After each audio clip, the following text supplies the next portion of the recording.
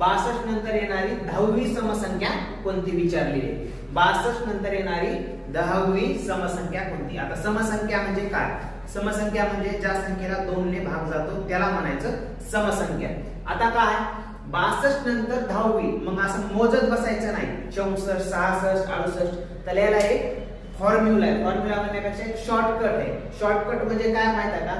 ही जे 62 नंतर येणारी 10वी संख्या विचारली, कोणती संख्या विचारू द्या, 62 नंतर येणारी 8वी विचारू द्या, 12वी विचारू द्या, 16वी विचारू द्या, कोणती विचारू द्या, जी संख्या विचारली तिचं 2 सोबत गुणाकार करायचा. म्हणजे कोणती विचारली? 10वी विचारली, मग काय करायचं? 10 गुणिले 2 करायचं, हे येते 20 आणि हे 20 या 62 मध्ये ऍड करायचे. मग 62 प्लस 20 जर आपण पाहिलं तर येते 82. मग ऑप्शन मध्ये 82 कुठे बघायचं आणि सरळ त्याला गोल करायचं.